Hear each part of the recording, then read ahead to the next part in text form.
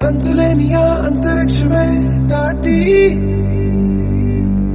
శూన్యంలో కనిపించే ఓ గమ్యం. లోకమున్నను లేకపోయినను నా పైన భయమే బదులే చెప్పే నీ సమయం. ఆగేది లేదు ఎదురే అంటే ఉన్నా, ఆగేది లేదు ఎవరా పాలనుకున్నా. లేవలేక లేచినప్పుడే విజయిత హోటమేక గెలుపు మార్గం.